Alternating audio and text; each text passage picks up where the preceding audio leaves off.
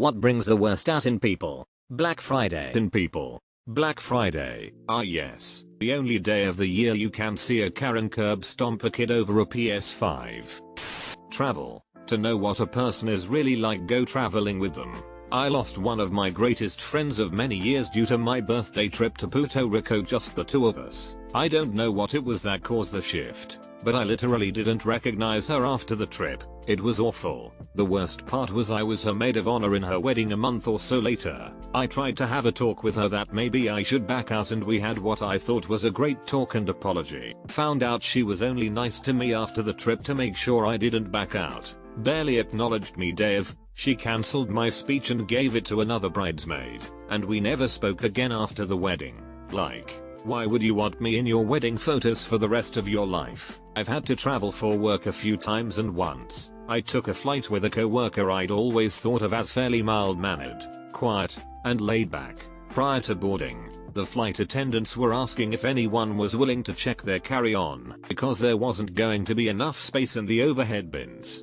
and I made the huge mistake of offhandedly telling this coworker that I used to always check my carry-on when they asked, because it's pretty convenient. Until once they lost my carry-on and it took like a week to get it back. Then I stopped doing it because it wasn't worth the risk. Unfortunately, we were some of the last people to board due to our boarding zone, and when we got on the plane, the flight attendant announced that we would have to check our bags because there just wasn't room for them. I was like, oh well, c'est la vie. Well, wouldn't you know it, my mild-mannered laid-back coworker threw the biggest fit. He was nasty and condescending and insisted that they had to put our bags in the overhead bin somehow. I tried to tell him that there was nothing we could do, but he was fuming, ranting about how ridiculous this was. I was dying of embarrassment. Eventually he gave in, mostly because there was nothing they could do, and I apologized to the flight attendant when his back was turned, saying I'm so sorry,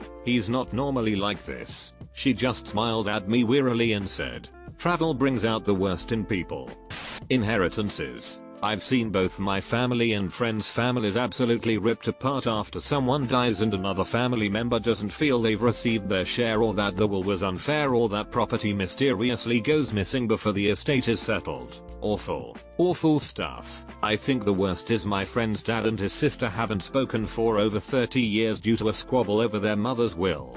30 years. The kicker is that they are both quite well off on their own. Friend's dad is a very, very successful trial lawyer, and friend's aunt married a successful doctor. This wasn't money either of them ever actually needed, but they've not had a relationship for decades because of it. My aunt pulled some dirty shit on my grandmother right before she died and somehow got her to sign over all of the over $100,000 inheritance solely to my aunt. This never would have happened without some form of serious emotional manipulation, blackmail, because my aunt is an addict and my grandmother refused to enable her monetarily while she was living. My mom died not even 2 years later, so I really could have used that inheritance. She and her husband got away doing the same exact thing to her brother-in-law when her father-in-law passed, and since none of us had the money to fight her, none of us could. The law didn't care. We obviously don't speak to that part of the family anymore. It sounds like my dad's sister. My aunt was another addict that robbed her mother blind and took so much money from her.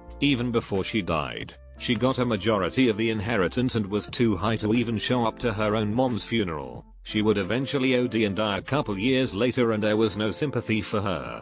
Traffic. I live on a major 4-lane road going into the city, and the number of times I hear people screaming at each other over the smallest traffic infractions is honestly frightening. That, and all the car horns, which I jokingly refer to as the Pittsburgh Symphony Orchestra's horn section. A person who is cut off while driving. F you. That same person who is cut off while walking. Oop, sorry, after you. It's really hard to kill someone by walking into them. It's really easy to kill someone by driving into them. I think the stakes and the stress that comes with them are what makes the difference here. Some good answers here, to which I'll add, giving things away for free. I've had the surreal experience of working at a Long Island tennis tournament attended by generally very wealthy people. They arrived in top-end luxury cars or limos, wearing designer clothes, and watches worth more than my car. I was tasked with opening a case of some sort of little branded tchotchke, like cheap pens, keychains, etc., and handing them out to the attendees as they walked the sponsor areas. People went berserk, shoving each other, lunging across the table. Thank cripes there was a table to grab stuff from my hand, missing key tennis matches to lurk by our tent, awaiting the next crap dispersal. Wow, I've seen this type of thing happen many other times too, with people going to great lengths just to get some pittance of which they have no need. There was a line in Crazy Rich Asians: "No one loves free stuff more than rich people." I was floored how in the book all these extremely wealthy women who flew to Paris on a private jet that had a state-of-the-art yoga studio inside of it wanted to take all of the hotel freebies, bottled water and cook ramen in their hotel room. Lol. I was giving away a working fridge, and after dealing with 5 a-holes, I decided to just throw shit away rather than try be nice. What a effing waste of time that was. Divorce proceedings, especially with kids involved, it can turn a couple of average people into monsters. Marriage Story captures this extremely well. By the end of it, I just hated lawyers, and it isn't even an exaggeration of what really happens. I have a coworker who is a great, fun, respectful person who told me her divorce proceedings went very similarly to what happened in the film. They both agreed to go on with the divorce without getting lawyers involved, but then started getting frustrated with each other, and it eventually evolved into bickering from both sides. This, in turn, led to them getting anxiety from talking to each other and getting lawyers, which led to more animosity. It has been 4 years and they are only now starting to get on better terms than they were when the divorce was finalized. Listen, if we start from a place of reasonable and they start from a place of crazy, when we settle, we will be somewhere between reasonable and crazy. Unfortunately, this became more relatable than I would have imagined. Yeah, but to Christmas, coming from someone who had their parents divorce at 10, I beg to differ on this. Spend the bulk of the day on the road with various people upset that you're not where they think you should be. Christmases? I remember 5-year-old me not really caring that much, and the first winter that to Christmases was great. OFC, I didn't realize I was being abused. I was just having a good time and my brain was like, gee, now my parents don't fight, and I thought the divorce was a good thing. I didn't realize I was being manipulated. I didn't realize I was being abused. I didn't realize what my mom was doing behind the scenes. All I thought about was my dogs and happy times. I kinda miss those times. I have a lot of memories of sitting with my dad on his bed and reading Harry Potter and the Philosopher's Stone for the 5th time, but OFC, my dad was near suicidal at that time, so I wouldn't wanna go back. I always liked the halt rule. If you're feeling hungry, angry, late or tired, then it's likely things you say or do will come off worse than you intend. One of my favorite quotes that is related to this: if you think everyone hates you, you probably need to sleep. If you think you hate everyone, you probably need to eat. I feel like this is how I got fat. I've never heard this before, but I like it. Thank you. I thought the L was fall only. Both work. Weddings. My father is a minister. He says he would rather help with a funeral over a wedding any day. Weddings leave people with a sense of extreme desperation to achieve perfection. My experience with this is that if you have a narcissistic family, it will become abundantly clear that they are not interested in your life whatsoever. Thanks to COVID, it didn't really happen as planned, so my family wasn't involved at all. We did a small ceremony with a few members of her family and it was lovely. It really worked out for the best. Red flags were flying the moment I told my mom, and she was upset that I didn't tell her first. My sister led with, "I'm not going if you invite dad." My uncle and aunt rescinded their RSVP when we said we'd have to wait for all the RSVPs to come in before we let them add my cousin's boyfriend to the invitation. My other cousin got really upset that we weren't opening the wedding up to let kids be there. Apparently my wedding was going to be the opportunity for the rest of the family to see her infant. Lots of revelations were had. I'm sad my wife didn't have the wedding we worked hard for, but I'm glad it was really only around her family. The worst is when the expectation for perfection is from the mother of the bride and not the engaged couple. Nothing worse than two kids trying to have a nice day and mom's that just effing decimates it because she can't stand not being the center of attention for one moment. As someone in the wedding industry, this right effing here, we had this happen even though we didn't have a formal wedding due to COVID. We wanted just a small gathering of immediate family wedding party for dinner and meal. 1. Invited her extended family friends of hers that I don't really know at all. Wedding party declined to come because she invited so many people during a pandemic, so my best man didn't see me on my wedding day. 2. Changed up our chosen catering plans and ordered different food without telling us. 3. Bought us a wedding cake in flavors I don't like. Then ate the top piece we were saving because I didn't like it. Wife did. 4. Was supposed to stay with us for a few days then stay with friends, and instead was with us for a month leading up to the wedding and 2 weeks afterwards. 5. Threw a tantrum with my wife when we tried to set limits on her because we were singling her out. I was a wedding photographer back in the 90s, and I totally agree. And it almost always is the moms ruining the day. After almost a decade of seeing how insane and crazy those all went, my own wedding years later was held at 7:50 a.m. in the morning with only 5 guests for a whopping $800 total. Limo included. Absolutely the most fun we've ever had. When you were told to wait 20 minutes and it's now been 21 minutes and you are still waiting. If I ever have to give a wait time, I usually overestimate the time. They will be happy if it takes less time but pissed if it's 1 minute more than what was quoted. I worked in customer service jobs for years and would also do this. We were trained to underpromise then overdeliver.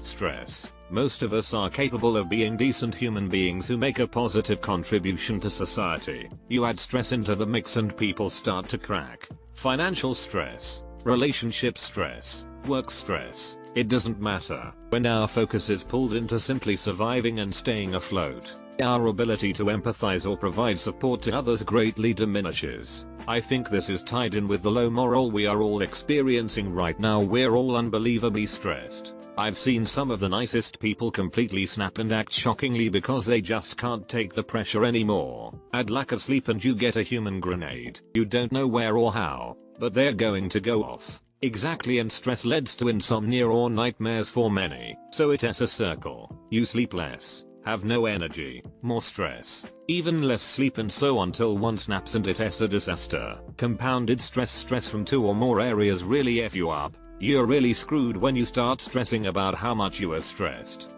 Hunger can make people do things they never thought they were capable of doing. It can drive your mind out of control. This is why the food bank is my favorite charity to give to. I've never experienced true food insecurity, but I've been moderately hungry from time to time and notice how terrible everything becomes, from your mood to the ability to function. How can anyone hope to improve their situation in life with that kind of constant debuff? I joked as a child once when all we had in the fridge and pantry were condiments, that I called dibs on the steak sauce. I am always thankful for how much my parents didn't do with so little.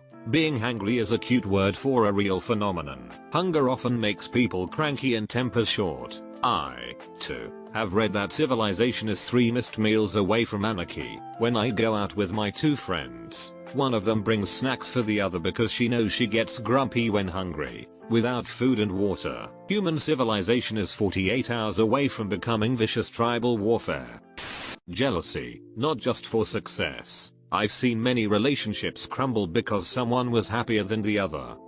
The word free in a retail or restaurant type of setting. People will trample one another, take all of the items so there aren't any for others, gorge themselves, try to sneak food out with them. It's disgusting.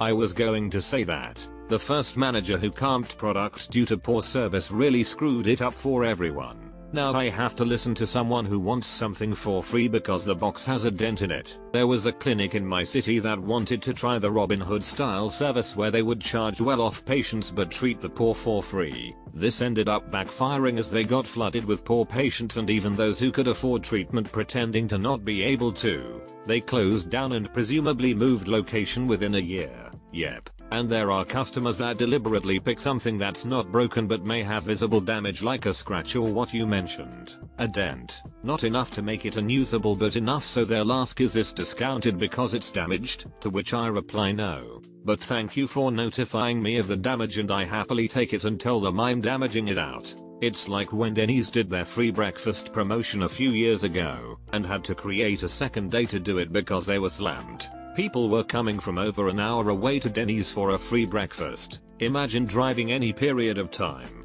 then actually waiting for a period of time, then having slow service because of how slammed it is for Denny's. For a mediocre breakfast that's like $5 in the first place and you wouldn't go across the street for normally. The local Jimmy John's has a free sandwich day every year. I knew someone that went for it back in 2019. The line stretched down the street, and he was in line for 1/2 hours. Also he could get a free Jimmy John's sub. 1/2 hours waiting in line for a $5 sub. It really is unreal what people will do for free. When a loved one dies, people get really weird in a bad way about money and stuff. I know a bunch of people who had relatives who flat out stole money and valuables after the death of a family member. It's crazy. My own family has a permanent rift because when my grandmother died, 2 of the 5 siblings cleaned out her accounts. Hell, they don't even have to be dead. When my great-grandmother moved from her apartment to a nursing home, some of her children and grandkids helped her pack up her apartment, by which I mean it was a full-on feeding frenzy of theft. She was a 87-year-old woman who had been widowed for about 50 years at that point, so she certainly wasn't wealthy. But some of those people would have ripped down the wallpaper if they thought they could have sold it. My dirtbag cousin stole about $40,000 cash that his dad had stashed in the house when both of his parents were in a nursing home. My cousin had been a relay hole to a lot of people over the years, but this was the final straw. I never spoke to him again. He died a few years later. TBH. I didn't mourn. I've had to help clean out a few houses of relatives who passed away. Everyone was walking on eggshells about dividing up stuff not specified in wills for random valuables like TVs, etc. When my great uncle passed, he had a 500 Homer and Club Bull signed by 11 members that generated a big argument as it wasn't willed to anyone. Being the only male cousin and the only one who played baseball and had an interest in it, my mom took it quietly and pissed a lot of relatives off. They've since calmed down, but I remember not going to Christmas Thanksgiving that year to not stir up more drama. Funerals. All the heightened emotions make people irrational. Any buried family drama comes out at the worst possible time.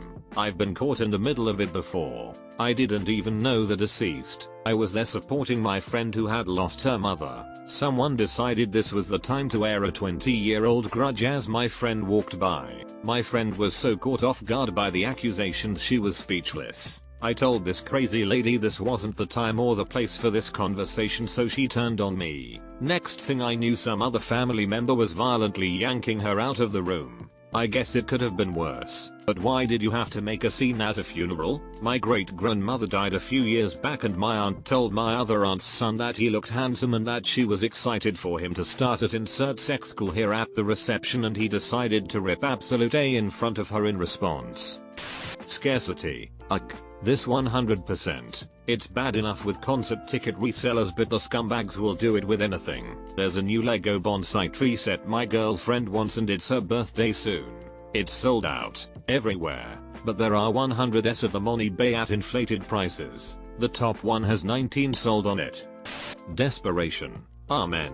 When I was a kid, probably like grade 5-6, my mom thought it'd be a cool present to open a bank account for me with some money in it already. I was super excited to have my own card like a big kid. My dad wasn't in the best place at the time. My parents had divorced because he was going down a spiral of drug abuse, and my mom didn't want me exposed to that. I saw him on weekends, but lived with my mom.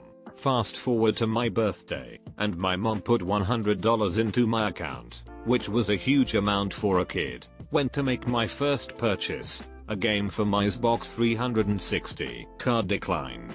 Weird. Check my balance. Minus $25. Found out a week later my dad had stolen the money from my account to fuel his addiction. He was usually the nicest, most caring, and funny guy out there, but when he got desperate, he'd do some really shitty things. Absolutely this, especially these days when people are stressed to F and losing their income, causes people to take drastic measures they wouldn't normally even consider. Also addicts to support their habit.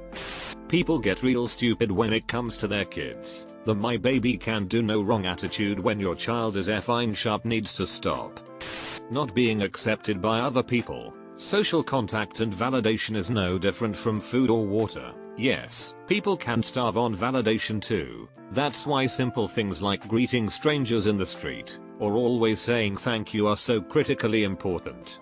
Unprocessed trauma from childhood. As someone that is struggling with mental health, I'm only now beginning to understand why I do a lot of what I do. When our needs for love and acceptance aren't met, we seek out soothing behaviors that numb the pain. It's really easy to end up in midlife with no real idea what it means to be happy and feeling no connection to others. As you begin to work on your issues, you find that the soothing behaviors are no longer as soothing because you know why you're doing it. So, you're stuck with the emptiness that you've always felt and no way to get out of the feeling. I was looking for this answer. When something triggers you and reminds you of past trauma, that brings out the absolute worst in you, because you panic and it's hard to control.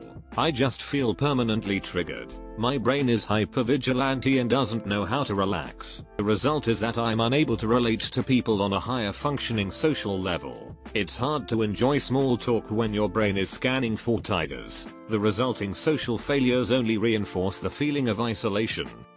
League of Legends. Traffic. The after work rush home is the worst. Everyone is tired, has generally had a bad day and will do anything just to get home and relax. I-4 in Tampa is basically Mad Max Fury Road but with regular cars.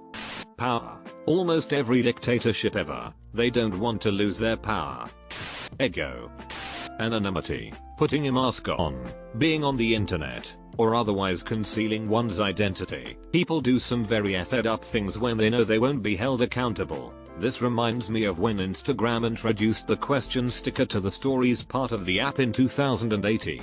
People thought they could ask questions anonymously, but the app shows you who asked the question. I'd like to think that hundreds of friendships were broken that week when the feature was implemented. People thought they could ask questions anonymously. That was a rude awakening for a lot of people, I think. I remember a radio host in my city had to make her Instagram story stating that the feature is not anonymous and that he could see the rude and hateful messages people were sending, or the very personal ones asking about exes and family members. He went on to say that people need to watch what they say online, cause sometimes when you think you're being anonymous, you aren't.